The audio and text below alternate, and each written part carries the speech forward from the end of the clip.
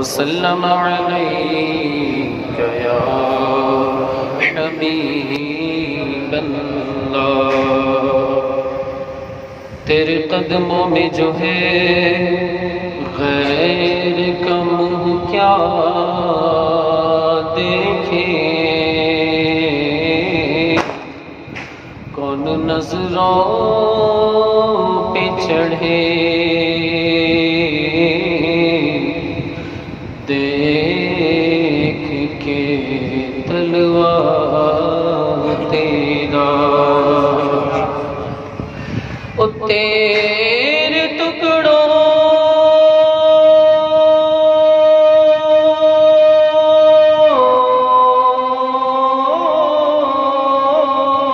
پہ پلے غیر کی ٹھوکر پہ نہ ڈال، جھڑکیاں کھائے کہاں چھوڑ کے صدقہ تیرا، صلی اللہ علیہ یا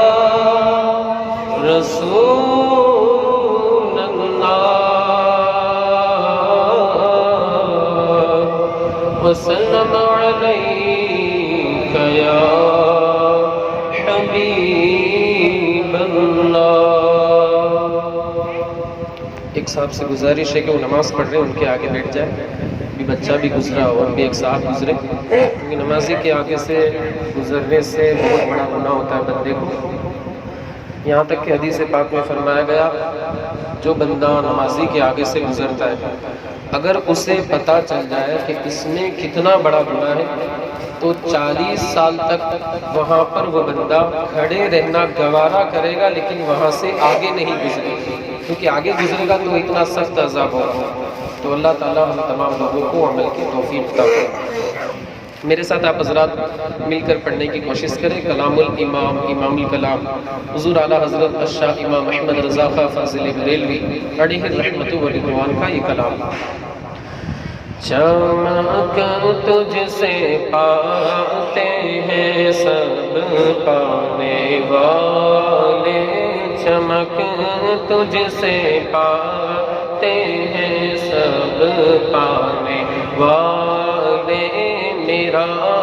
دل بھی چمکا دے چمکانے والے، میرا دل بھی چمکا دے چمکانے والے، برستا نہیں دیکھ کر ابر رحمت، برستا نہیں دیکھ کر ابر رحمت، بدوں پر بھی برسا دے برسانے والے، بدوں پر بھی برسا دے برسانے والے، مدینے کے خیتے خدا تجھ کو رکھے، مدینے کے خیتے خدا تجھ کو رکھے، غریب و فقیروں کے ٹھہرانے والے، غریب و فقیروں کے ٹھہرانے والے، تو زندہ ہے واللہ، تو زندہ ہے واللہ، تو زندہ ہے واللہ، تو زندہ ہے واللہ، تو زندہ ہے واللہ، تو زندہ ہے واللہ، میرے چشمے عالم سے چھپ جانے والے۔ یہ شعر ایسا ہے کہ جس میں امام اہل سنت نے حضور اعلیٰ حضرت شاہ امام احمد رضا خان نے ہم سنیوں کا عقیدہ بیان فرمایا ہے۔ الحمدللہ ہمارا یہ عقیدہ ہے کہ تمام انبیاء کرام اپنی اپنی قبروں میں اپنے اپنے مزاروں میں زندہ تھے۔ تو آپ حضرات کو مل کر کے یہ شعر میرے ساتھ پڑھنا چاہیے، میرے ساتھ مل کر کے پڑھیں۔ تو زندہ ہے واللہ، تو زندہ ہے واللہ، تو زندہ ہے واللہ، تو زندہ ہے واللہ، تو زندہ ہے واللہ، میرے چشم عالم سے چھپ جانے والے، میرے چشم عالم سے چھپ جانے والے، میں مجرم ہوا مجھے ساتھ لے لو، میں مجرم ہوا رم ہوا مجھے ساتھ لے لو، کہ راستے میں ہے جاں بجا تھانے والے، کہ راستے میں ہے جاں بجا تھانے والے، حرم کی زمین اور قدم رکھ کے چلنا، حرم کی زمین اور قدم رکھ کے چلنا، ارے سر کا موقع ہے او جانے والے، ارے سر کا موقع ہے او جانے والے۔ اور کچھ لوگ جو نیاز کا انکار کر کے نیازیں کھاتے ہیں، ان کے تعلق سے امام فرماتے ہیں کہ تیرا کھائے تیرے غلاموں سے الجھے، تیرا کھائے تیرے غلاموں سے الجھے، منکر عجب کھانے گرانے والے، منکر عجب کھانے گرانے والے۔ انشاءاللہ جو ہم میلاد مناتے ہیں، مناتے تھے، مناتے ہیں، اور انشاءاللہ صبح قیامت تک مناتے رہیں، اسی کے ترجمانی امام فرماتے ہیں، رہے گا یوں ہی ان کا چرچا، رہے گا یوں ہی ان کا چرچا، رہے گا یوں ہی، میرے ساتھ مل کر کے پڑھیں، انشاءاللہ بولیں، انشاءاللہ مناتے رہیں، رہے گا یوں ہی ان کا چرچا، رہے گا یوں ہی ان کا چرچا، رہے گا، پڑے خاک ہو جائے جل جانے والے، پڑے خاک ہو جائے جل جانے والے۔ آخری کے دو شعر ملاحظہ فرمائیں۔ اب آئی شفاعت کی ساعت، اب آئی، اب آئی شفاعت کی ساعت، اب آئی، ذرا چین لے میرے گھبرانے والے، ذرا چین لے میرے گھبرانے والے۔ وقت کا شعر ملاحظہ فرمائیں۔ رضا نفس دشمن ہے دم بے نہ آنا، رضا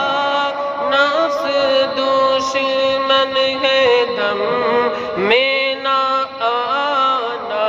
کہا تم نے دیکھے ہیں چندرانے والے کہاں تم نے دیکھے ہیں چندرانے والے چمک تجھ سے پاتے ہیں سب پانے والے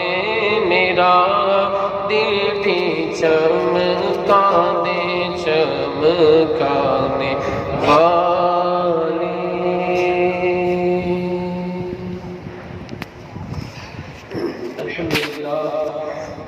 الحمد للہ رب العالمین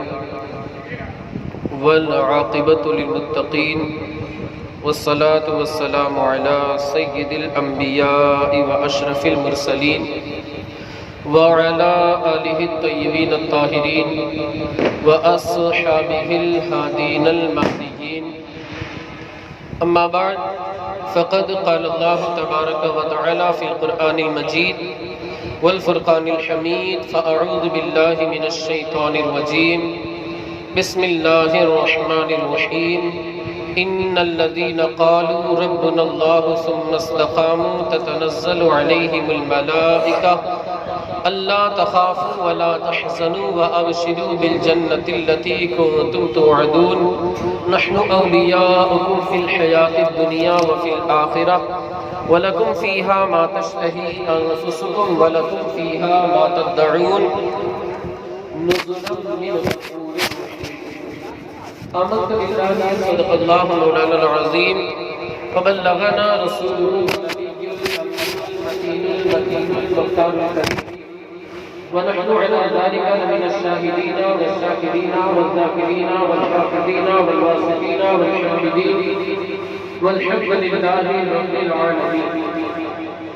إن الله وملائكته يصلون على النبي يا أيها الذين آمنوا صلوا عليه وسلموا تسليما اللهم صل على سيدنا مولانا محمد وعلى الجود والكرم وآله الكرام وعلى أصحابه العظام وابنه الكريم وبارك وسلم عزیزان ملت اسلامیہ خطبہ مسنونہ کے بعد میں نے جس آیت کریمہ کی تلاوت کی ہے اللہ رب العزت اپنے محبوبوں کے تعلق سے اپنے مقرب بندوں کے تعلق سے اپنے برگزیدہ بندوں کے تعلق سے ارشاد فرماتا ہے ان الذین قالوا ربنا بے شک وہ لوگ جنہوں نے کہا اللہ ہمارا ثم استقاموا پھر اس پر وہ لوگ مستقیم رہے استقامت انہوں نے ثابت قدم رہے ثبات قدمی کا انہوں نے مظاہرہ کیا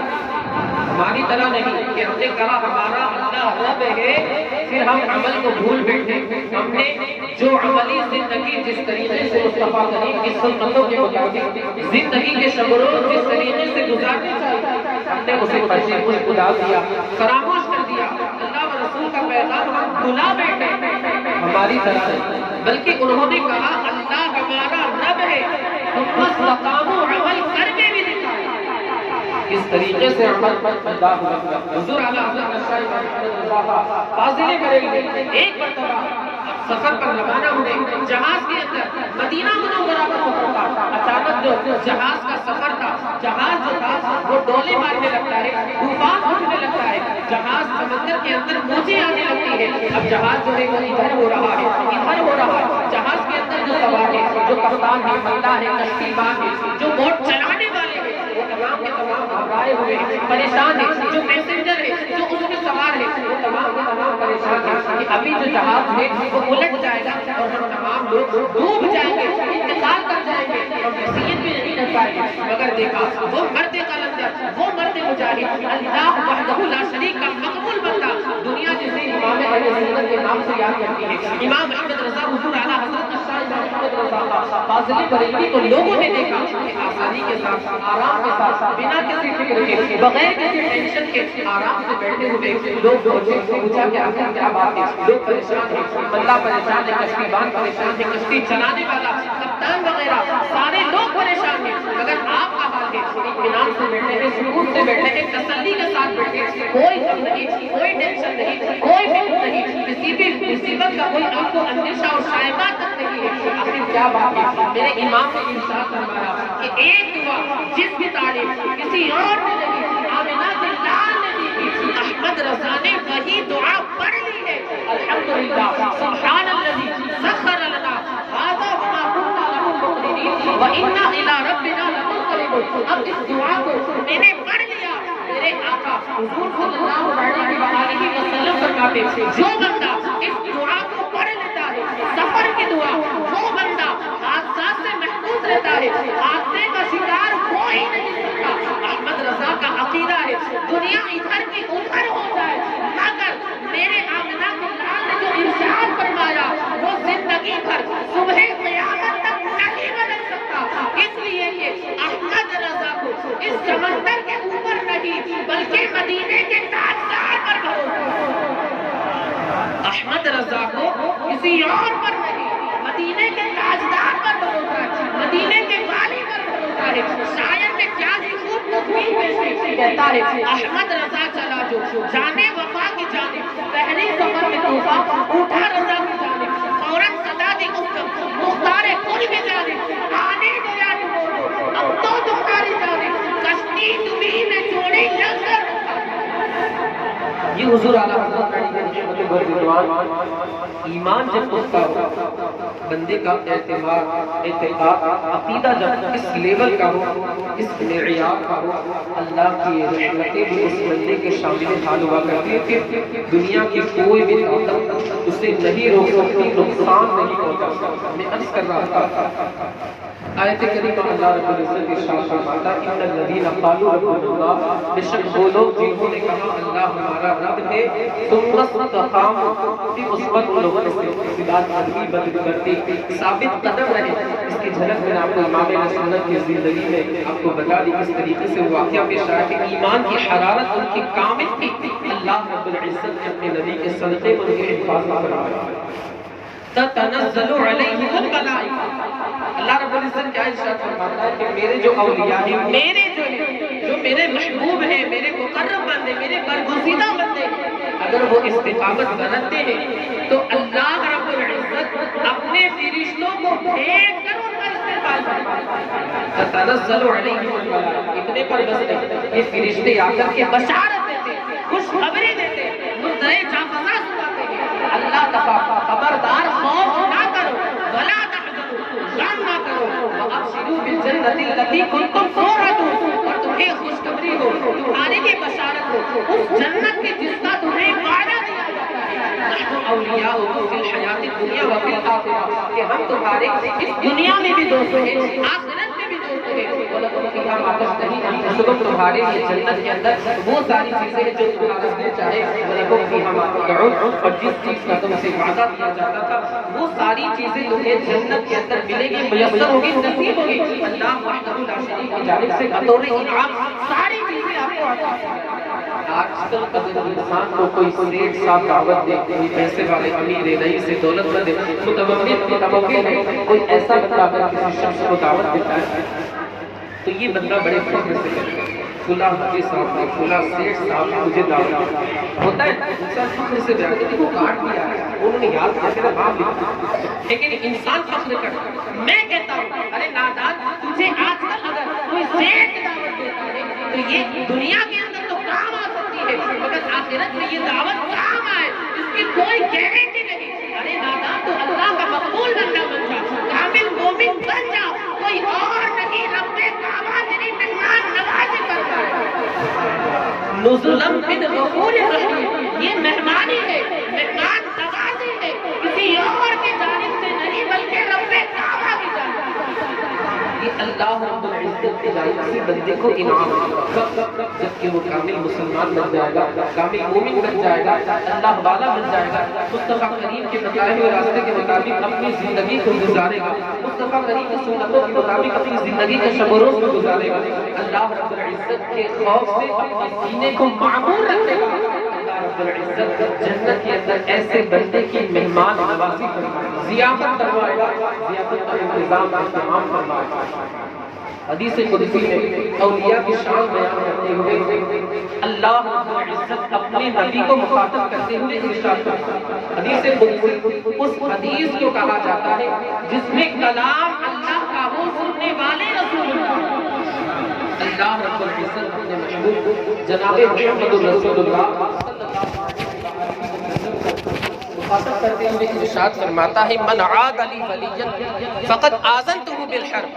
جو میرے کسی ولی سے عداوت رکھتا ہے، دشمنی رکھتا ہے، میں اس کے خلاف اعلان جنگ کرتا ہوں۔ آپ اللہ کا جتنا بھی شکر ادا کریں، یہ جو آپ پروگرام میں آپ نے شرکت کی، غوث اعظم جس شخصیت، جس ہستی اور جس ذات کریمہ کا ذکر کرنے کے لیے ہم یہاں پر جمع ہوئے، اب اللہ کا شکر ادا کریں کہ اللہ رب العزت نے ہمیں غوث اعظم کے غلاموں میں سے پیدا کیا، ان لوگوں میں سے الحمدللہ نہیں بنایا جو پسندیدہ ہے، جن کے تعلق سے جو میرے کسی ولی سے عداوت رکھے، دشمنی رکھے، بغض رکھے، دل میں کینہ رکھتا ہے، خدورت رکھتا ہے، دل میں ٹھیس رکھتا ہے، میں اس کے خلاف اعلان جنگ کرتا ہوں۔ الحمدللہ ہم ان میں سے نہیں، اللہ ہمیں غوث اعظم کے غلاموں کو قبول کرے۔ اللہ رب العزت کی جانب سے بڑی خاص فضل و احسان اور اس کا آگے اللہ رب العزت اپنے محبوب کو مخاطب کرتے ہوئے ارشاد فرماتا ہے کہ بندے کے اوپر جو چیزیں میں نے لازم کی ہیں ان چیزوں میں فرائض میرے نزدیک سب سے زیادہ محبوب اور پسندیدہ ہے، اور بندہ نوافل کے ذریعے، یعنی فرائض بھی پڑھتا ہے، نوافل بھی ادا کرتا ہے، نوافل کے ذریعے میرا قرب حاصل کرتا رہتا ہے یہاں تک کہ میں اپنے اس بندے کو محبوب بنا لیتا ہوں۔ جب میں اس بندے کو اپنا محبوب بنا لیتا ہوں تو میں اس کا ہاتھ ہو جاتا ہوں جس سے وہ پکڑتا ہے، میں اس کا پیر ہو جاتا ہوں جس سے وہ چلتا ہے، میں اس کی آنکھ ہو جاتا ہوں جس سے وہ دیکھتا ہے، میں اس کے پیر ہو جاتا ہوں جس سے وہ چلتا ہے، میں اس کا کان ہو جاتا ہوں جس سے وہ سنتا ہے۔ اللہ رب العزت نے ارشاد فرمایا، محدثین کرام فرماتے ہیں کہ اس سے مطلب اس کا مقصد مراد یہ ہے، اس کی شرح کرتے ہوئے محدثین کرام فرماتے ہیں کہ اس کا ہر کام دیکھنا، سننا، بولنا، چلنا، کسی چیز کو پکڑنا، یہ ساری کے ساری چیزیں اللہ وحدہ لا شریک کی رضا کے مطابق کہ اللہ کا خصوصی انعام اس بندے کے اوپر ہوتا ہے۔ آگے اللہ رب العزت ارشاد فرماتا ہے کہ اگر وہ بندہ مجھ سے پناہ مانگتا ہے، کہ اگر وہ بندہ مجھ سے پناہ طلب کرتا ہے میں خود اسے اپنی پناہ عطا کرتا ہوں۔ اللہ کی جانب سے انعام تو دیکھیں، آج ہم اللہ کی پناہ مانگتے ہیں لیکن ہماری مدد ہو جائے ایسا بہت کم ہوتا ہے، کیونکہ ہم گناہگار ہوتے ہیں۔ اللہ رب العزت آگے ارشاد فرماتا ہے اگر میری بارگاہ میں وہ دعا کرتا ہے میں فوراً اس کی دعا کو قبول کر لیا۔ اللہ کی جانب سے بندے کو انعام ملتا ہے، اللہ کے مقبول بندوں کو، اللہ کے محبوب بندوں کو، اللہ کے برگزیدہ بندوں کو۔ ایک امام رسول حضور اعلیٰ حضرت شاہ امام احمد رضا فاضل بریلوی نے غوث اعظم کی شان کس طریقے سے بیان فرمائی، میں اسے پہلے اشعار کی شکل میں آپ کے سامنے پیش کروں، پھر انشاءاللہ حضور سیدنا غوث اعظم کی سیرت کے کچھ گوشے اور ان سیرت طیبہ کے کچھ گوشوں سے ہمیں جو سبق حاصل ہوتا ہے انشاءاللہ آپ کے سامنے بیان کرنے کی کوشش کریں گے۔ میرے امام فرماتے ہیں واہ کیا مرتبہ اے غوث ہے بالا، واہ کیا مرتبہ اے غوث ہے بالا تیرا، اونچے اونچوں کے سروں سے ہے قدم اعلیٰ تیرا، سر بھلا کیا کوئی جانے کہے کیسا تیرا، اولیاء بند کے آنکھیں بھوکے تلوا تیرا، اور کیا دبے جس میں حمایت کا ہو پنجہ تیرا، شیر کو خطرے میں لاتا نہیں کتا تیرا، وہ حسینی حسنی کیوں نہ محی الدین ہو، اے خزر مجمع بحرین ایک چشمہ تیرا، جو ولی قبل تھے یا بعد میں یا ہوں گے سب ادب رکھتے ہیں دل میں میرے آقا تیرا، اور قسمیں دے دے کے کھلاتا ہے پلاتا ہے تجھے، قسمیں دے دے کے کھلاتا ہے پلاتا ہے تجھے، پیارا اللہ تیرا جاگنے والا تیرا۔ ہمارا اس نشانی کے جو سگ ہے اس نشانی کے جو سگ ہے، یعنی یا غوث آپ کی غلامی کا پٹا جس بندے نے اپنی گردن میں ڈال دیا دنیا کی کوئی بھی طاقت اسے سیر نہیں کر سکتی۔ فرماتے ہیں اس نشانی کے جو سگ ہے نہیں مارے جاتے، حشر تک میرے گلے میں رہے پٹا تجھ سے در سے سگ اور سگ سے ہے منتظر۔ یا غوث اعظم آپ کا در جو ہے، آپ کے در کا جو کتا ہے اس کتے سے احمد رضا کو کیا فرمایا، تجھ سے در در سے سگ، سگ کا مطلب ہوتا ہے فارسی لفظ، تجھ سے در سے سگ، اور سگ سے ہے مجھ کو نسبت، میری گردن میں بھی ہے دور کا ڈورا تیرا، میری گردن میں بھی ہے دور کا ڈورا تیرا، اور بد سہی چور سہی مجرم و ناکارہ سہی ہے وہ کیسا ہی سہی ہے تو مدینہ تیرا۔ ابن زہرا کو مبارک کو پیارے ابن زہرا کو مبارک کو عروس قدرت قادری پائے تصدق میرے دلہا تیرا، آگے فرمایا فخر آقا میں رضا اور بھی ایک نظم رفیع، فخر آقا میں رضا اور بھی ایک نظم رفیع، چل لکھا لائے ثنا خانوں میں چہرہ۔ اللہ حضرت اپنے آپ کو ختم کرتے ہوئے فرماتے ہیں کہ ایک اور کلام اس وقت کی بارگاہ میں لکھو تاکہ ہم بھی غوث اعظم کی منقبت لکھنے والوں کے اندر اپنا نام شامل کریں۔ کہ امام اہل سنت نے ہمیں ذہن دیا کہ غوث اعظم کی غلامی میں ہمیں کس طریقے سے رہنا ہے، ہمیں کس طریقے سے بزرگوں کا ادب کرنا ہے، کس طریقے سے بزرگوں کی تعظیم احترام عقیدت اپنے دل کے اندر بسا کر کے اپنی زندگی کے شب و روز گزارنا۔ ایک چھوٹا سا بچہ مدنی ملا، چھوٹا سا بچہ، ایک خاتون تھی اپنے زمانے میں، اس کا چھوٹا سا بچہ تھا، دودھ پیتا بچہ، اتفاق سے وہ بیمار ہو جاتا، وہ جو چھوٹا سا بچہ تھا وہ بیمار ہو جاتا۔ اب وہ جو خاتون تھی اللہ وحدہ لا شریک کے مقبول بندوں سے عقیدت رکھنے والی، وہ بیمار ہو جاتا ہے، اپنے چھوٹے سے بچے کو لے کر کے قریب میں ایک خانقاہ میں پہنچتی ہے۔ وہ بزرگ دعا کے اندر مشہور تھے، مستجاب الدعوات تھے، اللہ رب العزت ان کی دعاؤں کو شرف قبولیت سے سرفراز فرماتا تھا۔ وہ جو خاتون کی عقیدت والی تھی، محبت والی تھی، بزرگوں کا ادب دل میں رکھنے والی تھی، اپنے چھوٹے سے بچے کو دکھا کر کے وہ قریب میں خانقاہ میں جو بزرگ تھے ان کی بارگاہ میں آتی ہے، عرض گزار ہوتی ہے یا بزرگ یہ جو میرا چھوٹا سا بچہ میرے شوہر نہیں ہے، انتقال کر چکا ہے، میرے شوہر کی ماں شانی اور میری زندگی کا یہی ایک سرمایہ ایک چھوٹا سا بچہ تھا جس کے بیمار ہونے پر، جس کے علیم ہونے پر، جس کی طبیعت خراب ہونے پر، جس کی صحت درست ٹھیک نہ ہونے پر میں اسے آپ کی بارگاہ میں لا رہی تھی۔ آپ دعا کرتے تھے اللہ کی بارگاہ میں میرا بچہ شفایاب ہو جاتا، میرا بچہ تندرست ہو جاتا، میرا بچہ توانا ہو جاتا، میرے بچے کی صحت ٹھیک ٹھاک ہو جاتی۔ مگر اللہ رب العزت کی مرضی کے آگے ہم سارے تسلیم خم کرتے ہیں، راستے کے اندر اس بچے کا انتقال ہو جاتا ہے، اس دنیا سے چل بسا، اس دارے پانی سے دارے بقا کی جانب کوچ کر گیا، اس دنیا سے رخصت ہو جاتا ہے۔ اب آپ کی بارگاہ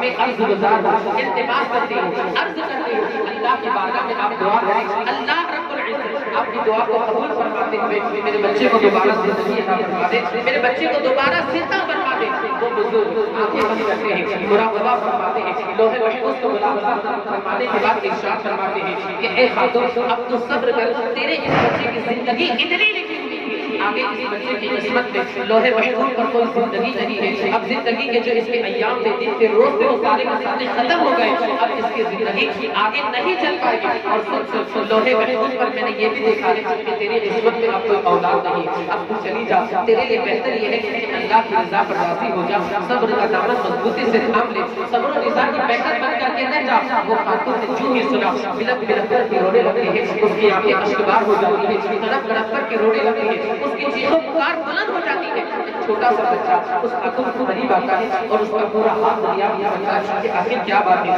آپ کے رونے کی وجہ کیا ہے، آپ کے رونے کا باعث کیا ہے، آپ کے رونے کا سبب کیا ہے، آپ کے رونے کا ریزن کیا ہے، کیوں آپ نم نم آنکھوں سے رو رہی ہے، آپ کی آنکھیں اشکبار ہیں۔ اس خاتون نے پورا معاملہ سنایا، ساری ڈیٹیل بتائی کہ ایسا ایسا ہوا، میں ایک بزرگ کے پاس آئی تھی مگر اتفاق سے انہوں نے یہ ارشاد فرمایا اپنے لوگوں نہ تو کیا کروں، میری قسمت میں اولاد بھی نہیں ہے۔ اس چھوٹے سے بچے نے کہا کہ خاتون آپ کو شاید غلط فہمی ہوئی ہے، آپ کا بچہ مردہ نہیں ہے بلکہ آپ کا بچہ زندہ ہے۔ وہ دیکھو حرکت کر رہا، اس خاتون جو ہی اپنے بچے کے جسم سے کپڑا ہٹا، وہ خاتون کیا دیکھتی ہے کہ بچہ زندہ ہے اور واقعی میں حرکت کر رہا ہے، بچہ مردہ نہیں ہے بلکہ زندہ ہے۔ پہلے تو انتقال ہو گیا تھا لیکن اس چھوٹے بچے سے کہا تمہارا بچہ مردہ نہیں ہے بلکہ زندہ ہے، حرکت کر رہا ہے۔ واقعی میں دیکھا اس خاتون نے اس کا بچہ حرکت کر رہا تھا اور اپنے ہاتھ پیر ہلا کر کے کھیل کا اظہار کر رہا تھا۔ اب وہ جو بزرگ بڑے قریب میں کھڑے ہوئے تھے جنہوں نے کہا تھا کہ اب تیری قسمت میں اولاد نہیں ہے، اپنا عصا لے کر کے اپنی لکڑی لے کر کے اس چھوٹے بچے کے پیچھے دوڑنے لگتے ہیں۔ یہ بچہ بھی دوڑ پڑتا ہے، اب عجیب سما ہے، وہ چھوٹا بچہ آگے دوڑ رہا ہے، وہ بزرگ اس کے پیچھے لکڑی لے کر کے عصا لے کر کے اس کے پیچھے پیچھے چل رہے ہیں، اس کے پیچھے پیچھے دوڑ رہے ہیں۔ اللہ عجیب سما ہے، لوگ حیران ہیں،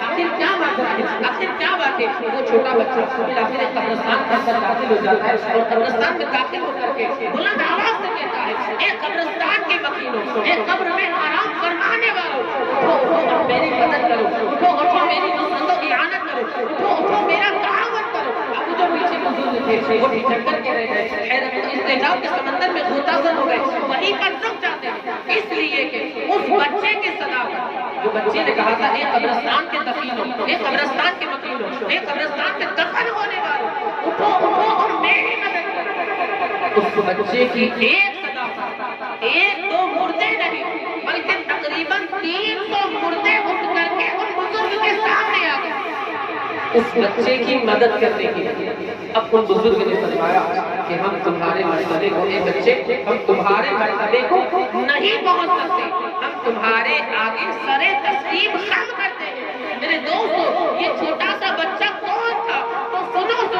یہ چھوٹا بچہ کوئی اور نہیں، یہ وہی بچہ تھا جسے آج دنیا شیخ عبد القادر غوث اعظم جیلانی کے نام سے یاد کرتی ہے۔ یہ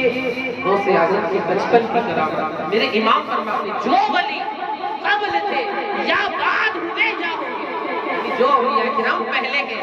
یہ جو بزرگ تھے یہ آپ کے نانا تھے، عبداللہ سومری کا نام، آپ کے کون تھے؟ نانا تھے۔ میرے امام فرماتے ہیں جو ولی قبل تھے یعنی پہلے جو ہو چکے، جو ولی قبل تھے یا بعد ہوئے، آپ کے بعد جتنے بھی اولیاء کرام آئے ان کا حال یہ ہوگا سب ادب رکھتے ہیں دل میں میرے آقا،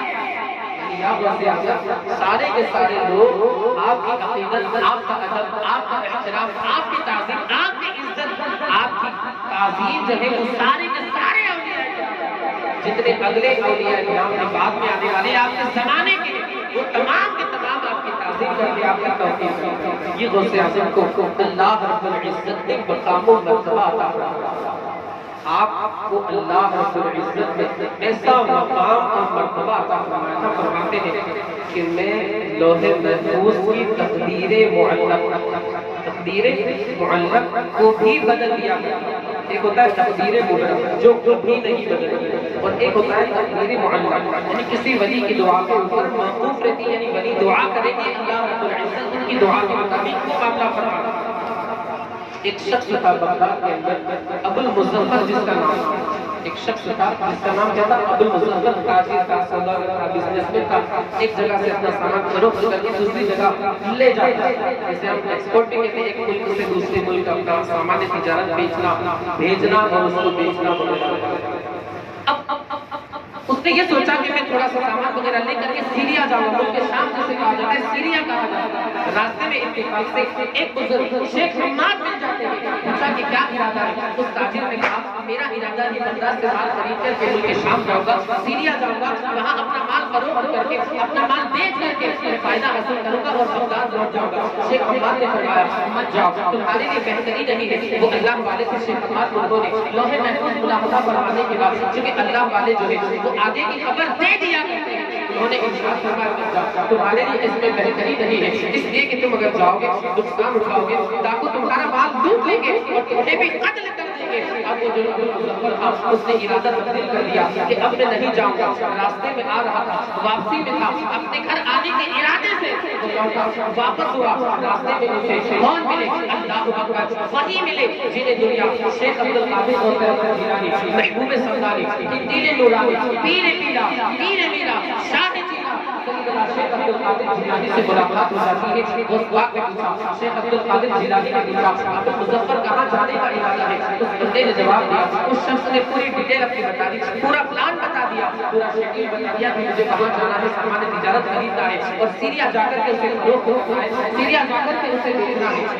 حضرت سیدنا شیخ عبد القادر سے اس شخص نے سارا واقعہ بھی بتا دیا کہ سیدنا شیخ حماد نے یہ ارشاد فرمایا کہ اب مت جانا ورنہ تم اس سفر میں نقصان اٹھاؤ گے، اس سفر کے تمہیں نقصان سے دو چار ہونا پڑے گا اور تمہاری جان سے سلامت نہیں رہے گی۔ شیخ عبد القادر غوث اعظم جیلانی ارشاد فرماتے ہیں جاؤ انشاءاللہ تمہیں فائدہ ہوگا اور خوب مال غنیمت مال لے کر کے تم واپس آؤ گے، خوب فائدہ تمہیں ہوگا، تمہاری تجارت کو فروغ ملے گا، تمہاری تجارت کو ترقی ملے گی اور خوب مال لے کر کے تم واپس بغداد میں لوٹو گے۔ اب وہ جو بندہ تھا وہ چلا جاتا ہے، واقعی میں غوث اعظم کے زمانے اقدس سے جو نکلے نکلے ہوئے کلمات تھے، جو نکلے ہوئے کلمات تھے، اللہ رب العزت نے ان کی بات رکھی، وہ بندہ جاتا ہے، اس کو خوب فائدہ ہوتا ہے، اس بندے کو خوب فائدہ ہوتا ہے اور اس کی جان میں محفوظ ہوتی ہے، کیونکہ غوث اعظم کی زبان سے نکلے ہوئے کلمات تھے۔ شاعر کہتا ہے جو جذب کے عالم میں نکلے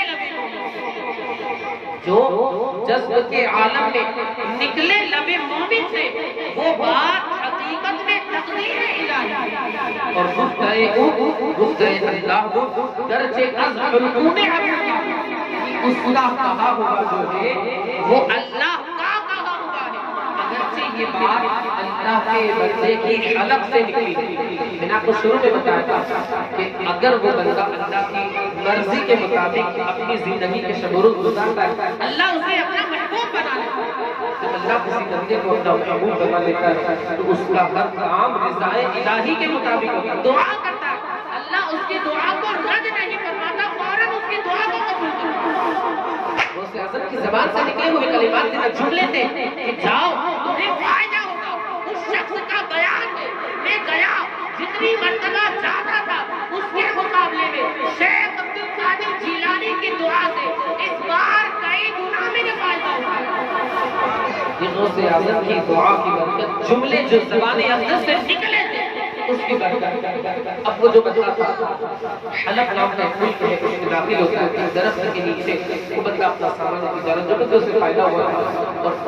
اسے رکھ کر کے بندہ سو جاتا ہے۔ اشرفیوں کی جو تھیلی تھی وہ کسی جگہ بھول جاتا ہے اور سفر پر روانہ ہو جاتا ہے، ایک درخت کے نیچے بیٹھ جاتا ہے، لیٹے لیٹے اسے نیند آ جاتی ہے، لکھا ہوا رہتا ہے۔ اب خواب کے اندر کیا دیکھتا ہے؟ وہ دیکھتا ہے کہ ڈاکو آئے، اس کا سارا مال و اسباب لوٹ لیا اور اسے قتل بھی کر دیا۔ اچانک ایسا خواب تو ہم بھی اگر دیکھیں، اللہ محفوظ رکھے، ہم بھی اچانک اگر ایسا خواب دیکھیں فوراً ڈر کر کے اٹھ جائیں، پھر تھوڑی سی تسلی ہوتی ہے، اچھا کہ خواب تھا، حقیقت میں اگر ایسا تو کیا ہوگا، میرے بیوی بچوں کا کیا ہوگا۔ ایک سوچ تو آتی ہے، ہم بھی انسان ہیں، ہمیں بھی تو ہمارے پیچھے بھی لوگ ہیں اور ہمارے ذریعے ان کا کھانا پینا سب کچھ زندگی کے شب و روز ان کے چلتے ہیں۔ اب وہ جو شخص تھا وہ اٹھ جاتا ہے، اس نے دیکھا کہ چلو اچھا ہوا حقیقت میں ایسا نہیں۔ اب پھر تلاش کیا کہ وہ جو اشرفیوں کی تھیلی تھی وہ تو میرے پاس نہیں ہے، ذہن پہ زور دیا، یاد آیا، دوڑا دوڑا وہ بندہ چاہتا ہے اور تلاش کرتا ہے، اتفاق سے اسے وہ تھیلی بھی مل جاتی ہے۔ اور کیوں نہیں ملتی؟ شیخ عبد القادر جیلانی نے فرمایا تھا کہ تجھے فائدہ وہ کر کے رہے گا، اگر تھیلی ہی نہیں ملتی تو فائدہ کیسے ہوتا؟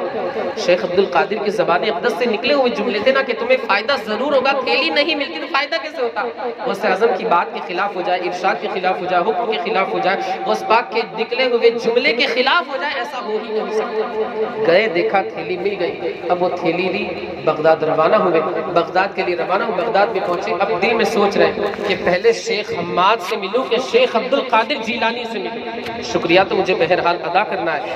یہ دل میں سوچ رہے تھے کہ راستے میں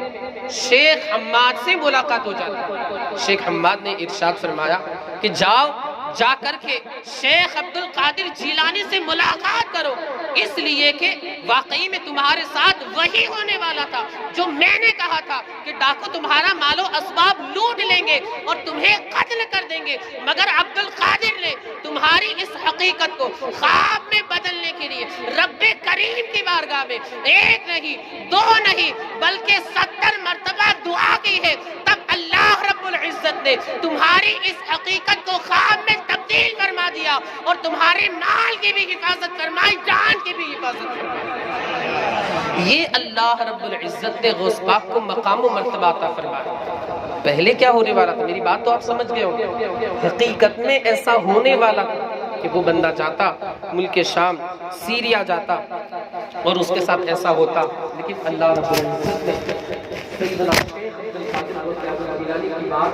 اللہ رب العزت رد نہیں فرمایا اور اسے شرف قبولیت سے سرفراز فرمایا۔ یہ غوث اعظم رضی اللہ تعالیٰ عنہ کے مناقب فضائل، بس ایسا نہیں ہے کہ آج بھی اگر ہم پکارے اور ہماری مدد کے لیے نہ آئے، ایسا نہیں۔ آج بھی اگر بندہ دل سے پکارے، بلکہ یہاں تک ہم نے پڑھا ہے کہ اگر کافر بھی دل سے پکارتا ہے، غوث اعظم پیر پیران بڑے پیر اس کی بھی مدد کرتا ہے۔ بالکل یہ آپ نے سنا بھی ہوگا، دیکھا بھی ہوگا، کچھ رہتے ہیں غیر مسلم جو عقیدت رکھتے ہیں مگر کچھ اپنے آپ کو مسلم کہلانے والے بد عقیدہ اولیاء کرام سے دشمنی رکھتے، عداوت رکھتے۔ اللہ سب کو نیک ہدایت عطا فرمائے۔ کسی ہندوستان کے سرزمین غالباً ایم پی کے اندر برہان پور کا واقعہ،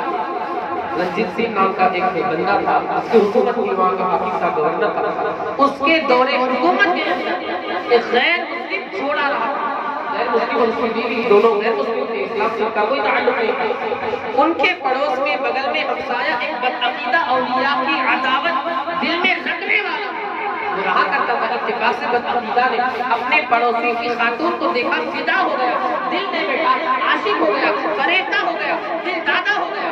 موقع کی تلاش میں تھا کہ کبھی ایسا موقع ملے کہ میں ملاقات کروں۔ اتفاق سے ایک دن ایسا آیا کہ وہ جو باہر جو پڑوس میں غیر مسلم اور غیر مسلمہ کا جوڑا رہتا تھا وہ اپنے بہ کے جانے کے لیے روانہ ہوتا ہے، تیار ہو جاتا ہے۔ غیر مسلم نے سوچا کہ میں اپنی خاتون کو کچھ دنوں کے لیے اس کے بہ کے چھوڑ آتا ہوں، کچھ دن رہے گی اور پھر واپس یہاں پر آ جائے گی۔ اس بدعقیدہ کو پتہ چلا، ان کا پیچھا کرتا ہے، تعاقب کرتا ہے، ان کو فالو کرنا جسے کہا جاتا ہے۔ راستے میں جنگل کے اندر، صحرا کے اندر، بیابان کے اندر گھوڑا لے کر کے جاتا ہے، دیکھتا ہے وہ لوگ نہیں جاتے ہیں، اب بدعقیدہ اصرار کرتا ہے، میرے گھوڑے پر سوار ہو جاؤ، کیوں آپ تکلیف اٹھا رہے ہیں، کیوں اذیت میں اپنے آپ کو ڈال رہے ہیں، کیوں مشقت میں اپنے آپ کو ڈال رہے ہیں، کیوں آپ اپنے آپ کو تکلیف میں ڈال کر کے سامان تکلیف فراہم کر رہے ہیں۔ میرے پاس گھوڑا ہے، میں آپ کا پڑوسی ہوں، میں آپ کا ہمسایہ ہوں، میں آپ کے بغل میں رہنے والا ہوں، میں آپ کے قریب میں رہنے والا ہوں، آپ میرے گھوڑے پر سوار ہو جائے، آپ میرے گھوڑے پر سوار ہو کر اپنے آپ کو تکلیف سے بچا لیں۔ غیر مسلم نے کہا کہ آپ زحمت نہ اٹھائیں، آپ تکلیف نہ اٹھائیں، آپ کو کوئی بات نہیں، آپ چلے جائیں، ہم پیدل جاتے ہیں، آتے ہیں، آتے ہیں، جاتے ہیں، یہ سلسلہ شروع رہتا ہے، کوئی مسئلہ نہیں ہے، آپ تکلیف نہ اٹھائیں، زحمت نہ کریں، ہم لوگ چلے جائیں۔ اس بدعقیدہ نے اصرار کیا کہ آپ ضدی ہو، آپ کیوں میری بات کو نہیں مان رہے، اکیلے کس طریقے سے جاؤ گے، جنگل ہے، بیابان ہے، صحرا ہے، کوئی نہیں ہے، اگر درندہ آ گیا اور اس نے چیر پھاڑ کر دی تمہیں کوئی بچانے والا نہیں ہوگا۔ اس غیر مسلم نے کہا کہ ہمیں کوئی تکلیف نہیں، کوئی مسئلہ نہیں ہے، ہم جاتے ہیں، آتے ہیں، ہمیں کوئی پریشانی نہیں ہوگی، کوئی دقت کا ہمیں سامنا نہیں کرنا پڑتا۔ اس بدعقیدہ نے کہا اچھا سنو کوئی بات نہیں، آپ دونوں اگر میرے گھوڑے پر سوار نہیں ہوتے تو اپنی بیوی کو میرے گھوڑے پر سوار کر دو، میں انہیں پہنچا دوں گا تاکہ ان کی تکلیف، ان کی مصیبت جو ہے وہ تھوڑی سی کم ہو جائے۔ آپ پیدل سوار ہو کر کے آپ پیدل ہی آ جانا اور اپنے میکے اپنی اہلیہ کے گھر آپ پہنچ جانا۔ اب وہ جو بدعقیدہ تھا اس کو جب یہ پیشکش کی، یہ مطالبہ کیا، اس غیر مسلم نے کہا کہ تمہارا کیا بھروسہ، تم میری اہلیہ کو لے کر کے بھاگ گئے، تمہارا کیا بھروسہ، کوئی ضامن پیش کرو، کوئی ضمانت پیش کرو، کسی کو ضامن بناؤ، کسی کو کفیل بناؤ، جس کو اگر تم لے کر کے میری اہلیہ کو بھاگ گئے، میری اہلیہ کو، میری وائف کو اگر تم لے کر کے بھاگ گئے، میری بیوی کو لے کر کے تم فرار ہو گئے، تو میں اس ذمہ دار کے پاس جاؤ اور تقاضا کرو، مطالبہ کرو۔ اس بدعقیدہ نے کہا کہ یہ جنگل ہے، یہ بیابان ہے، یہ صحرا ہے، یہاں پر میں کسے ضامن بنا سکتا ہوں، کسے کفیل بنا سکتا ہوں، کون ضمانت دے گا، کون کفالت دے گا، کون اس ذمہ داری کو قبول کرے گا؟ تمہیں کوئی نظر آ رہا ہے، نہ ابن آدم ہے، نہ کوئی جانور ہے، کوئی نظر نہیں آ رہا ہے۔ اب جو سامنے غیر مسلم جوڑا تھا، اس کی بیوی غیر مسلمہ جو تھی، اس نے کہا کہ ایک کام کرو، تم اپنے بڑے پیر، 11ویں والے پیر کو ضامن بناؤ۔ آپ ذرا سوچو تو صحیح، وہ جو سامنے جوڑا ہے، میں نے آپ کو شروع میں بتایا، بار بار میں کہہ بھی رہا ہوں کہ غیر مسلم اور غیر مسلمہ، اس نے کیا کہا، غیر مسلمہ، وہ غیر مسلم کی بیوی جو تھی زوجہ، اس نے کیا کہا کہ تم ایک کام کرو، اپنے 11ویں والے بڑے پیر کو ضامن بناؤ۔ اس خاتون نے وہ کافرہ تھا، لیکن غوث اعظم کی عقیدت، محبت تھوڑی بہت بھی اس کے دل کے اندر، اس کا صلہ بھی اس بندی کو اور اس کے شوہر کو ملے۔ آگے جا کر اس بدعقیدہ نے کہا مجھے کہنے میں کیا جاتا ہے، اس کے دل میں قدورت کی، عداوت کی، دشمنی کی، بغض تھا، حسد تھا، اولیاء کرام سے وہ جلن رکھتا تھا۔ اس نے کہا ٹھیک ہے میں 11ویں والے بڑے پیر کو بنا لیتا ہوں۔ یعنی اس کا عقیدہ تو یہ تھا کہ ہر کر کے معاذ مٹی میں ملی اور تصرف وغیرہ کے قادر نہیں، کسی چیز کی استطاعت نہیں ہے کہ معاذ اللہ العیاذ باللہ۔ اس نے کہا کیا دینے میں کیا جاتا ہے، چلو میں بڑے پیر 11ویں والے جو ہیں ان کو اپنا ضامن بناتا ہوں، اگر میں لے کر کے بھاگ گیا تو بڑے پیر جو ہے وہ ذمہ دار۔ اب جو غیر مسلم تھا اس نے اپنی اہلیہ کو اس بدعقیدہ کے گھوڑے کے اوپر سوار کیا۔ جو ہی اس نے سوال کیا، مطلب غیر مسلم تو پیچھے دبا دیا میری کہ میں کہتا نہ کروں، میری بیوی کو سوال ملا تھا ضامن غوث اعظم رہے، بڑے پیر گیارہویں والے حضرات کو جانتے ہیں۔ اب جو ہی اس بد عقیدہ کے گھوڑے پر اس غیر مسلمہ کو سوار کیا گیا، پہلے سے اس کی نیت میں فتور خاطر میں چور بیٹھا ہوا اس کا عقیدہ تھا یہ بڑے پیر گیارہویں والے کیا کر لیں گے، معاذ اللہ استغفر۔ جو ہی اس غیر مسلمہ کو گھوڑے کے اوپر سوار کیا گیا، اس نے تلوار نکال کر کے اس غیر مسلم کا سر قلم کر دیا اور خوب گھوڑے کو ایڑ لگا کر کے تیزی کے ساتھ گھوڑا جو غیر مسلم اس کے گھوڑے پر پیچھے سوار تھا، بار بار پلٹ کر کے پیچھے دیکھ رہے۔ بد عقیدہ نے جب دیکھا کہ بار بار یہ پلٹ کر کے پیچھے دیکھ رہے، بالآخر اس سے رہا نہیں گیا، مخاطب کر کے بد عقیدہ نے کہا کہ آخر کیا بات ہے، پلٹ کر کے کیا دیکھ رہے ہو؟ تمہارا شوہر تو کٹ گیا ہے، اس کا سر الگ ہے، جسم الگ ہے، بے جان ہے، مردہ ہے، اس کے جسم میں جان نہیں ہے۔ اب اسے دیکھ کر کے حسرت بھری نگاہوں سے دیکھنے سے کیا فائدہ، اب کوئی مطلب نہیں ہے۔ تو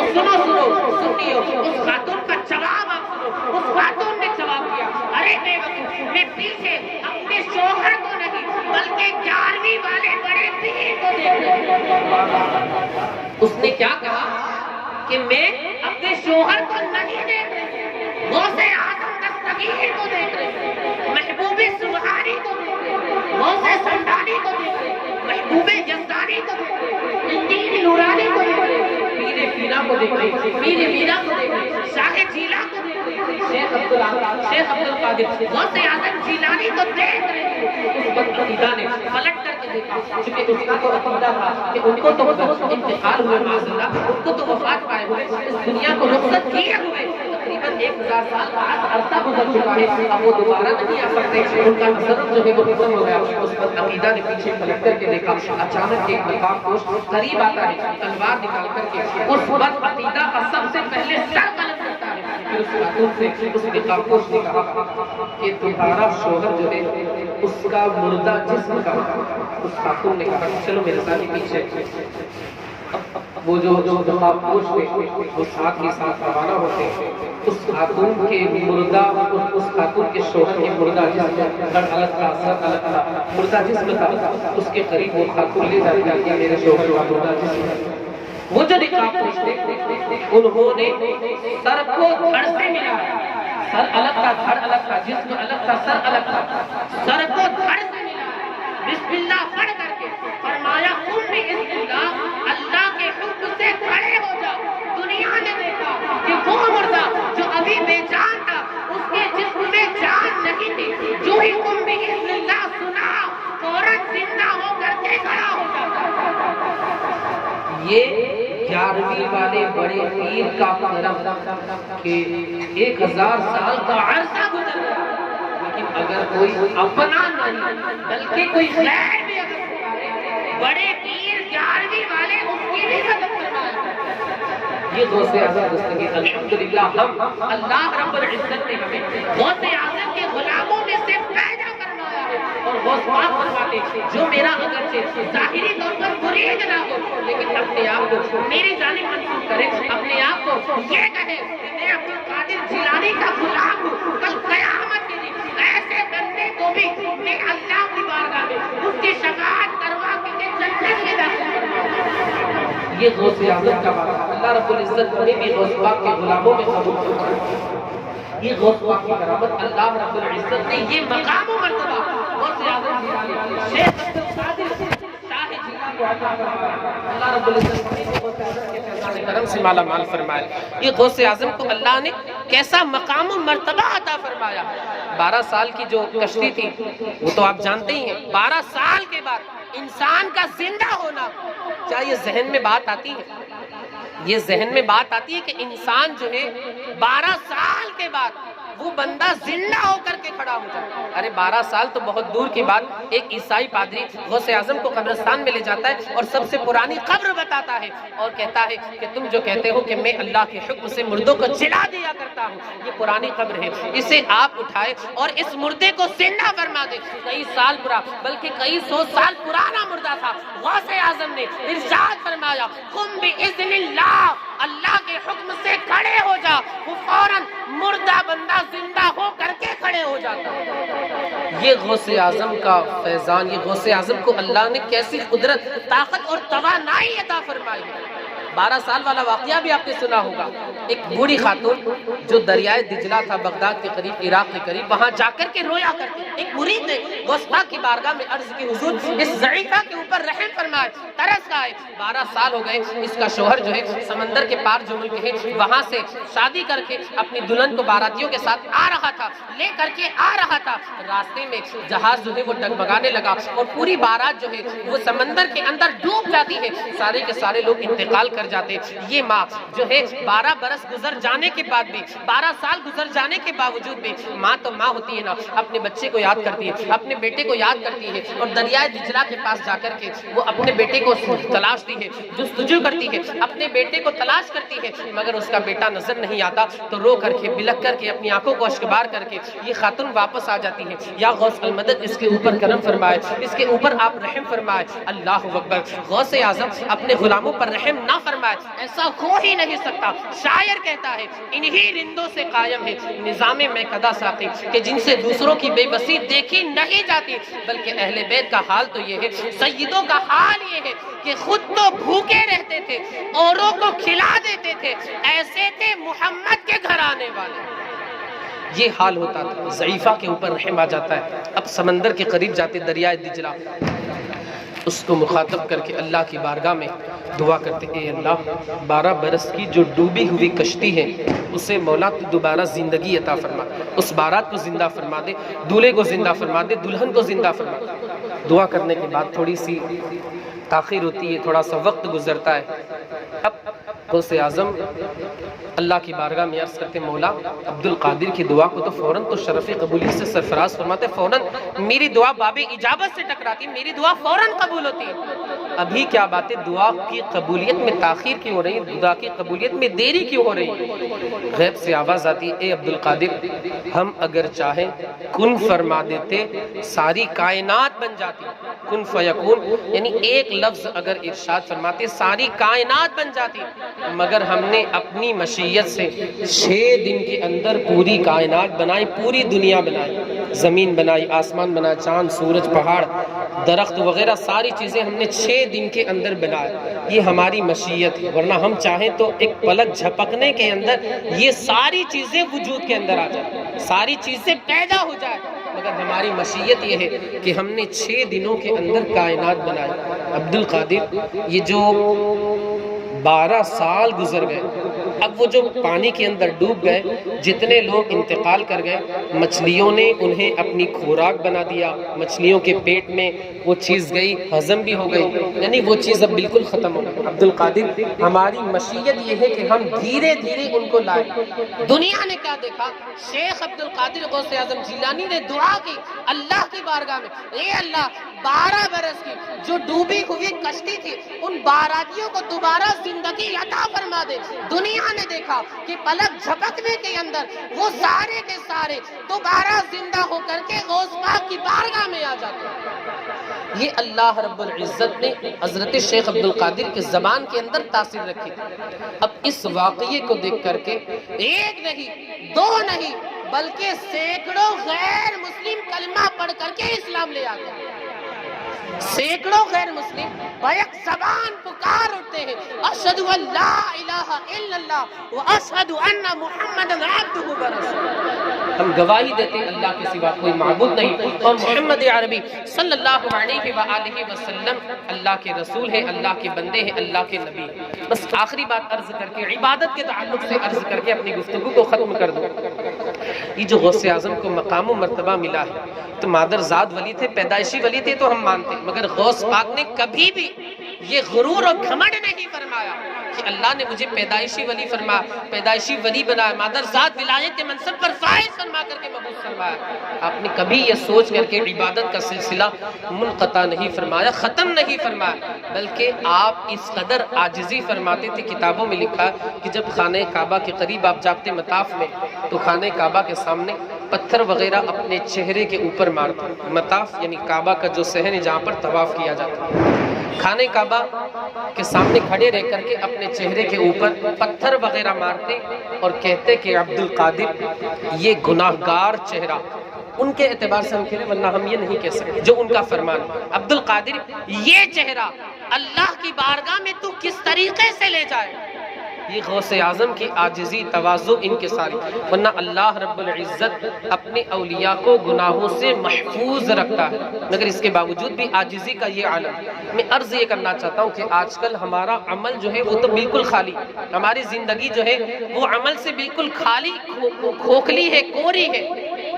ہم جہاں پر نیازوں کا اہتمام کرتے ہیں اور ختم وغیرہ کا اہتمام کرتے ہیں، غوث اعظم کی بارگاہ میں خراج عقیدت پیش کرتے ہیں، ماشاءاللہ بہت اچھی بات ہے، اللہ قبول فرمائے، اللہ غوث اعظم کے فیضان کرم سے ہمیں مالا مال فرمائے، غوث اعظم کے صدقے میں ہماری بے حساب مغفرت فرمائے۔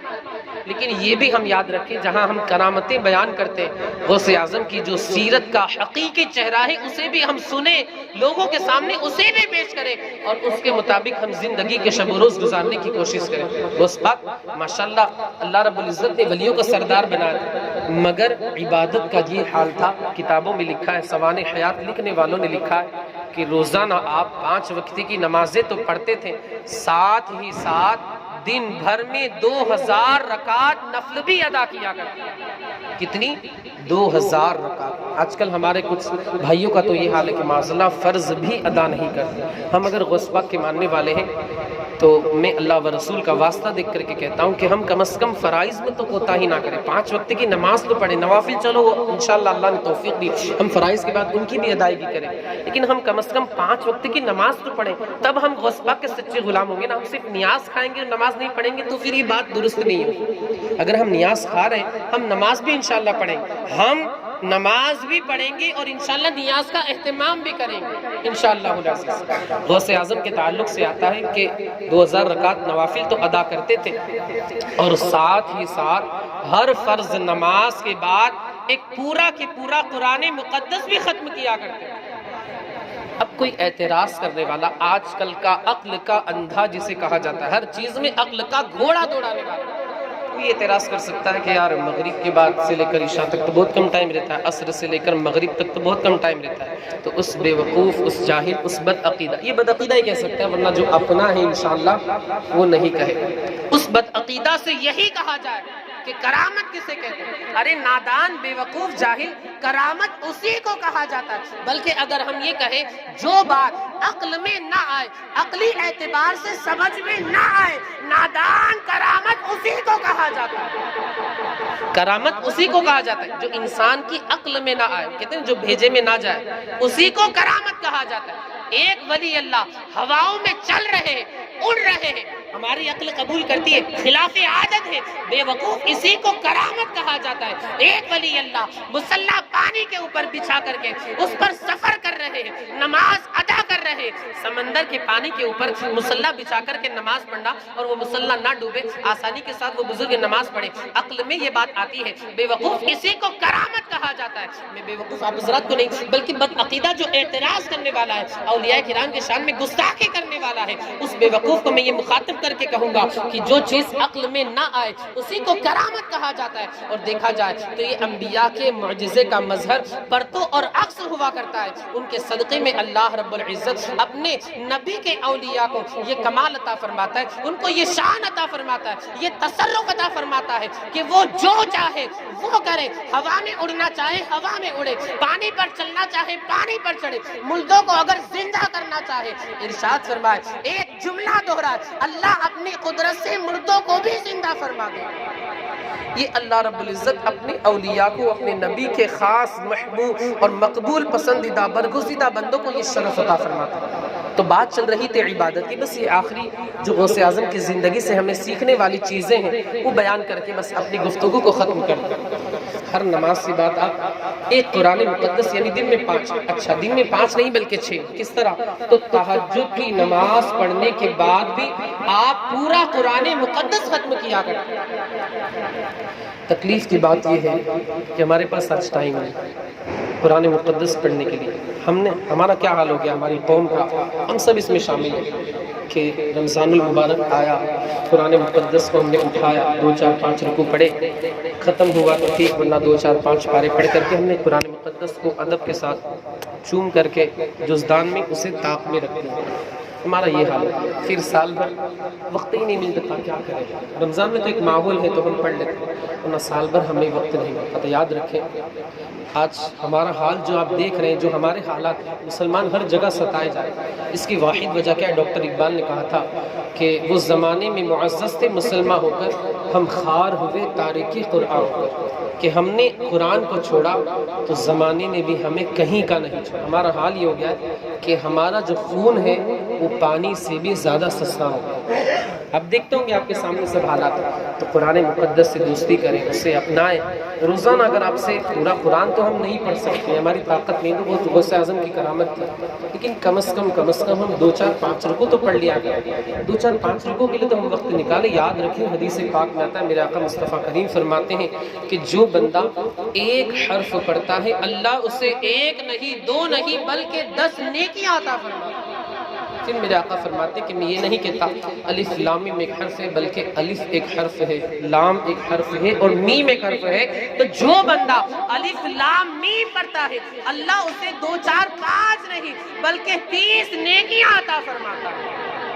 پڑھیں گے انشاءاللہ معمول بنا لے. ابھی سے عہد کر لیں 5 وقت کی نمازیں بھی پڑھنی، اور انشاءاللہ جو ہم سے ہو سکا 1 رکوع تو 1 رکوع، لیکن کم از کم پڑھے تو صحیح. آپ دل سے پڑھیں، انشاءاللہ اس کی برکتیں اپنی زندگی میں محسوس کریں. رزق میں بھی برکت ہونے لگے، سارے کام آپ کے آٹومیٹکلی بنتے چلے جائیں. اگر گناہ کا ارادہ بھی ہوا تو دل میں آپ کو ایسا محسوس ہوگا، ایسا فیل ہوگا کہ کوئی ہمیں روک رہا ہے، کوئی ایسی طاقت ہے جو ہمیں اس گناہ کے قریب جانے سے روک رہی ہے. انشاءاللہ یہ قرآن کی برکت رہے گی. قرآن کی طرف سے اگر چارجنگ ہوگی تو انشاءاللہ کسی بھی چیز کی جانب آپ جو غلط راہ پر لے جانے والا ہے اس کی جانب آپ نہیں جائیں. غوث اعظم رضی اللہ تعالیٰ عنہ کی سیرت پر ہمیں عمل کرنے کی ضرورت ہے. اور روزانہ عشاء کے بعد اگر ہو سکے تو سورہ واقعہ جو 27 سپارے میں اسے بھی پڑھ لیں. انشاءاللہ اگر بندہ اس کو پڑھنے کی عادت بنا لے گا کبھی بھی اس کے رزق میں بے برکتی نہیں ہوگی، یعنی کبھی بھی وہ بندہ تنگ دست نہیں ہوگا، ہمیشہ انشاءاللہ ترقی کرے. اسی طرح عشاء کے بعد اگر بندہ سورہ ملک پڑھنے کی عادت بنا لیتا ہے اللہ رب العزت اس بندے کو عذاب قبر سے محفوظ رکھے. پڑھیں گے انشاءاللہ. بس اگر آپ کو یاد ہو گئی تو 7-8-10 منٹ میں دونوں صورتیں ہو جائیں. آپ پڑھتے رہیں گے روزانہ پڑھنے کا معمول بنا لیں گے، انشاءاللہ یاد ہو جائے. پڑھیں گے انشاءاللہ. ارے ہمارے اعمال اتنے اچھے نہیں ہیں کہ ہم عذاب قبر سے محفوظ رہ جائیں. ہمارے اعمال تو بالکل، ہمارا نام عمل بالکل تاریک پڑا ہے، سیاہ ہو چکا ہے. نہیں، میرے اعمال بخشش کے قابل، گناہوں کا سر پر میرے ٹوکرا ہے. میں جاؤں گا کیسے دربار رب میں، جرائم سے آلودہ دامن میرا. ہمارا حال یہ ہو گیا تو ہمیں عمل کرنے کی سخت ضرورت ہے. بزرگان دین کا دامن تھامنے کی ضرورت ہے. غوث اعظم کے تعلق سے آپ نے سنا ہوگا مشہور بات ہے کہ 40 سال تک آپ نے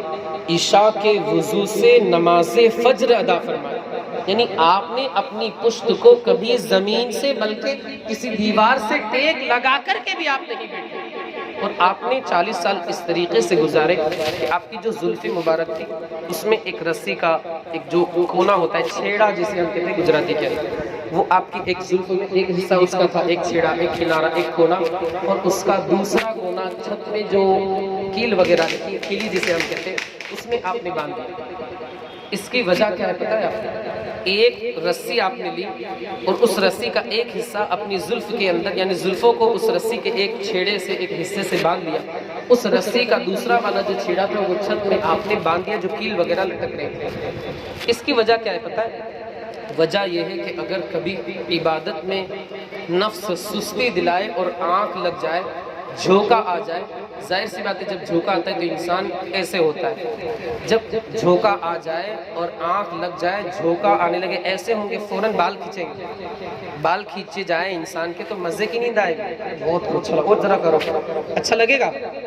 فوراً اس کی آنکھ کھل جائے. تو شیخ عبد القادر غوث اعظم جیلانی نے اسی وجہ سے اپنی زلفوں کے اندر رسی باندھی کہ کبھی جھوکا لگ جائے، نفس سستی دلائے، آنکھ لگ جائے، جیسے ہی جھوکا لگنے والا ہو پیچھے سے بال کھینچے فوراً آنکھ کھل جائے تاکہ اللہ کی عبادت سے عبد القادر غفلت میں نہ رہے. یہ اللہ والوں کی شان، اس کا کروڑواں حصہ بھی ہمارے پاس نہیں ہے، ہرگز نہیں. یہ اللہ والوں کی عبادت اس طریقے سے ہوا کرتی تھی. ایک مرتبہ کی بات ہے کہ آپ کا جو قرآن مقدس پورا کے پورا پڑھنے کا معمول تھا تہجد کے بعد، جیسا کہ میں نے آپ کو بتایا، تو ایک مرتبہ نفس نے سستی دلائی، خیال آیا دل میں، ورنہ اللہ والوں کو اللہ رب العزت محفوظ رکھتا ہے شیطان کے شر سے بھی، نفس کے شر سے، لیکن نفس نے خیال دلایا عبد القادر آج قرآن نہیں پڑھتا۔ روزانہ پڑھنے کا معمول تھا، روٹین میں شامل تھا کہ ایک قرآن مقدس تہجد کے بعد بھی پڑھنا ہے۔ نفس نے خیال دیا عبد القادر آج نہیں پڑھتا، فوراً آپ جلال میں آتے ہیں، ارشاد فرماتے ہیں عبد القادر قرآن پڑھنا ہے۔ پھر اپنے آپ کو آپ نے سستی جو تھی اس سے آپ نے سزا اس طریقے سے، نفس جو تھا اسے آپ نے اس طریقے سے مارا، نفس کشی اس طریقے سے فرمائی کہ آپ یوں تو بیٹھ کر کے قرآن پڑھتے تھے، لیکن اس دن جب نفس نے یہ خیال دلایا، سستی دلانے کی کوشش کی، آپ نے کھڑے رہ کر کے اور ایک پیر اٹھا کر کے، صرف ایک پیر پر کھڑے رہ کر کے پورا قرآن مقدس ختم فرمایا۔ یہ آپ نے اپنے نفس کو سزا دی کہ آئندہ اب مت بولنا، یہ اللہ والوں کی شان۔ لیکن ہمارا کیا حال، ہم صبح و شام نفس پرستی میں مبتلا رہتے۔ نفس نے کہا جھوٹ بولنا کوئی بات نہیں، سب بولتے ہیں، کلچر ہے، آج کی تہذیب ہے، جھوٹ بولو پیسہ کماؤ، تو ہم بول بھی دیتے ہیں کیونکہ ہمیں اللہ اور رسول کا خوف ہے۔ جو نفس نے کہا کہ یار اس کے ساتھ غلط کر، اس کے ساتھ دھوکہ کر، ہم نے دھوکہ کیا، کیوں؟ کیونکہ ہم نفس کے غلام بن گئے۔ اللہ تعالیٰ ہمیں غوث اعظم کی سچی عقیدت اور غوث اعظم کی سیرت کے مطابق ہمیں عمل کی توفیق عطا فرمائے۔ غوث اعظم، بس یہ آخری بات عرض کر کے گفتگو، آپ سوچ رہے ہوں گے کہ بات بڑھا رہے، بس یہ عبادت ہی کی بات۔ آج ہمارا حال یہ ہو گیا ہے کہ ہم نمازوں میں توجہ نہیں دیتے۔ ایک عالم دین فلائٹ کے اندر سفر کر رہے تھے، بغل میں ایک یہودی بیٹھا ہوا، یہودی نے پوچھا کہ آپ کی جو قوم ہے، قوم مسلم، ان کے یہاں نماز فجر میں کتنے لوگ رہتے ہیں؟ عالم صاحب نے پہلے تو گردن جھکا لی، سر جھکا لی، آنکھیں نیچی ہو گئی۔ کہا کیوں آپ ایسا کر رہے ہیں؟ کہا کہ کہنے لائق ہے ہی نہیں۔ بولے کیا بات ہے؟ عالم دین نے ارشاد فرمایا کہ سب سے کم تعداد اگر جو رہتی ہے ہم مسلمانوں کی، وہ نماز فجر میں ہے۔ ایک آدھ صف اگر پوری ہو گئی تو ٹھیک۔ وہ جو بغل میں یہودی بیٹھا ہوا تھا وہ خوشی کے مارے مچل اٹھا۔ عالم صاحب نے کہا آخر کیا بات ہے؟ تو کہا یہی تو ہمارا تھرمامیٹر ہے کہ نماز فجر سے مسلمان کو غافل کر دو، موبائل دے دو، سوشل میڈیا پر وہ بندہ رات بھر مشغول رہے گا، نماز فجر چھوڑ دے گا۔ جب نماز فجر چھوڑ دے گا ایمانی اعتبار سے بھی کمزور ہو جائے گا، جسمانی اعتبار سے بھی کمزور ہو جائے گا، ہم اس کے اوپر غالب آ جائیں گے۔ آج دیکھیں نماز فجر میں ہماری تعداد کم رہتی ہے، آج ہمارے اوپر دشمن غالب ہے اور ہماری کوئی حیثیت، کوئی اوقات ہے ہی نہیں۔ سب سے مظلوم اگر کوئی قوم ہے جس کا خون سب سے سستا ہے، آپ دیکھیں، سروے کریں، گوگل پہ سرچ کر کے بھی دیکھ لیں تو آپ کو قوم مسلم ہی نظر آئے گا۔ کیوں؟ کیونکہ ہم نے اپنے نبی کی سنتوں کو چھوڑ دیا، نبی کے طریقے کو چھوڑ دیا۔ تو انشاءاللہ اپنائیں گے، یہاں سے عہد کریں، اٹھے تو کچھ لے کر کے جائیے، نہیں کہ بس نعرے تکبیر، اللہ اکبر، سبحان اللہ، نذرانہ دے دیا، یہ ساری چیزیں نہیں، استغفر اللہ، یہ نہیں ہونا چاہیے، بلکہ آپ کچھ سیکھیں، اس پر عمل کریں، اپنے بچوں کو سکھائیں، گھر والوں کو سکھائیں اور سب کو عمل کی ترغیب دلائیں۔ اور ایک آخری بات کہ جیسا کہ مسجد رضا انشاءاللہ یہاں پر بنے گی، ضرور بنے گی، انشاءاللہ ضرور بنے گی، اعلیٰ حضرت کے نام کا ایک قلعہ تعمیر ہوگا، تو اس میں آپ حضرات بڑھ چڑھ کر کے حصہ لیں۔ اللہ نے آپ کو نوازا ہے اس اعتبار سے، یہ نہیں کہ آپ نے 3500 دیا، ایک اسکوائر فٹ اپنے نام درج کرا دیا، آپ پیچھے ہٹ گئے، یہ نہیں۔ بلکہ میں اکثر وہاں بھی تقریر میں بولتا ہوں کہ یہ ماشاءاللہ بہت سنہری موقع ہے کہ جگہ کے اندر آپ اپنا نام ڈلوا لیں۔ کیوں؟ کیونکہ آپ کنسٹرکشن کا کام ہوا، آپ نے پیسے دیے تو وہ تو کیا ہے، شہید کر کے بعد میں بھی بنا سکتے ہیں، تبدیلی آ سکتی ہے، لیکن جو زمین کا معاملہ ہے وہ تو تبدیل نہیں ہوگا۔ انشاءاللہ العزیز زمین میں آپ کی رقم لگی اور اس جگہ جتنے بھی سجدے ہوں گے صبح قیامت تک، یقین جانے اللہ ان سارے سجدوں کا ثواب آپ کو بھی عطا فرمائے، کیونکہ آپ کی رقم لگی۔ تو کم از کم ایک مسلح جو 21,000 کا ہے، 6 فٹ کا ایک مسلح ہوتا ہے، LDR کے حساب سے اگر دیکھیں آپ تو 6 فٹ کا ایک مسلح ہوتا ہے، اس میں آپ زیادہ سے زیادہ بڑھ چڑھ کے حصہ لیں، کم از کم 21,000 تو لکھا ہے، ایک مسلح آپ کے نام ہو جائے، انشاءاللہ صبح قیامت تک جو بندہ اس پر نماز پڑھے گا اللہ اس کی ساری نمازوں کا ثواب آپ کو بھی عطا فرمائے۔ اللہ کے رسول صلی اللہ علیہ وآلہ وسلم نے چندے کے تعلق سے اعلان فرمایا، سارے لوگ آتے رہے، لاتے رہے، ایک بڑا سا ڈھیر ہو گیا۔ ایک صحابی رسول غریب مگر دل میں جذبہ تھا کہ میں بھی کچھ کروں گا، ایک یہودی کے پاس گئے، اس سے کہا کہ تمہارے باغ کو پانی میں پلاؤں گا، کیا دو گے؟ اس نے کہا 1 صاع کھجور دوں گا۔ تمہارے باغ کو میں پانی پلاؤں گا. یہودی سے پوچھا, یہودی سے کہا کہ میں تمہارے باغ کو پانی پلاؤں گا, باغبانی کروں گا, تم مجھے کیا دو گے؟ اس یہودی نے کہا 1 صاع کھجور. صاع مطلب ہوتا ہے 4 کلو کے آس پاس, 4 کلو 100 گرام کھجور, 4 کلو 100 گرام. اب باغبانی کی, پانی وغیرہ پلا, یہودی نے کھجور پیش کی. یہ صحابی رسول جذبہ تھا, غریب تھے مگر جذبہ تھا کہ راہ خدا میں خیرات کروں گا, مصطفیٰ کریم کی بارگاہ میں لائے. اب ظاہر سی بات ہے وہاں تو دل توڑنے والا معاملہ نہیں بلکہ دل جوڑنے والا معاملہ. ہمارے نبی آمنہ کے لال عبداللہ کے پیارے امام الانبیاء سید الکونین مختار کائنات, ساری کائنات کے مرکز عقیدت, معراج میں جانے والے, ڈوبے ہوئے سورج کو واپس لانے والے, چاند کے 2 ٹکڑے کرنے والے, لوگوں کے دلوں کو توڑنے نہیں بلکہ ٹوٹے ہوئے دلوں کو جوڑنے کے لیے آئے. وہ نبیوں میں رحمت لقب پانے والے, مرادیں غریبوں کی بر لانے والے, مصیبت میں غیروں کے کام آنے والے, وہ اپنے پرائے کا غم کھانے والے, چمک تو سے پاتے ہیں سب کھانے والے, میرا دل بھی چمکا دے چمکانے والے, برستا نہیں دیکھ کر ابر رحمت, بدوں پر بھی برسا دے برسانے والے. اب اللہ کے رسول صلی اللہ علیہ وسلم نے قبول فرما لیا. اب دیکھیں بہت سارے لوگوں نے زیادہ بھی خیرات کیا, لیکن میرے آقا مصطفیٰ کریم نے ایک کھجور ہر سامان کے ساتھ رکھی. جیسے پیسے ہے, کسی نے دال دی, کسی نے چاول دیے, کسی نے گیہوں دیے. میرے آقا مصطفیٰ کریم نے 4 کلو 100 گرام جو کھجور آئی تھی, 1 صاع, ایک کھجور ہر سامان کے ساتھ رکھ دی اور ارشاد فرمایا کہ اللہ رب العزت اس ایک کھجور کے صدقے میں دوسرے صدقات کو بھی قبول فرمایا. یعنی جو زیادہ لے کر کے آئے تھے ان کا دل بھی نہیں ٹوٹا, جو کم لے کر کے آئے ان کا بھی دل نہیں ٹوٹا. ان کی کھجور لے کر کے ہر قسم کے صدقے میں رکھ دی اور ارشاد فرمایا کہ اللہ رب العزت اس کھجور کے صدقے میں ان سارے صدقات کو بھی اپنی بارگاہ میں قبول فرمائے. یہ اپنے غلام کی آپ نے حوصلہ فرمایا, اپنے غلام کی آپ نے اس طریقے سے ان کے دل کو خوش رکھا, ان کے دل کو آپ نے سکون پہنچایا. آپ حضرات کی گزارش ہے کہ جو جس سے ہو اپنی حیثیت کے مطابق اس کام میں بڑھ کر کے مثالیں بہت سارے ہمارے حضرات تو شاید آپ ہی نہیں پائے, آپ حضرات ان تک بھی یہ پیغام پہنچائیں اور اپنے بچوں کی تعلیم کے لیے ماشاءاللہ یہاں پر انتظام ہے. دونوں حضرات پڑھاتے ہیں, لگن کے ساتھ آپ حضرات اپنے بچوں کو بھیجیں اور اسلامی تعلیم کی سیوا سے اپنے بچوں کو مزین کریں. مولا عز و جل نے آپ کو ساری دنیا کی خوش عقیدہ مسلمانوں کو غوث اعظم کے بتائے ہوئے راستے کے مطابق زندگی کے شمرو گزارنے کی توفیق عطا فرمائے. استغفر اللہ ربی من کل ذنب واتوب الیہ. نکالی سینکڑوں نہریں کہ پانی خود تو کم ہوتا مگر پھر بھی میرے دریا کی طغیانی نہیں جاتی. ورق تمام ہوا اور مدح باقی ہے, سکینہ چاہیے اس پہلے بے طرح کے لیے. استغفر اللہ ربی من کل ذنب واتوب الیہ. وآخر دعوانا ان الحمد للہ رب العالمین.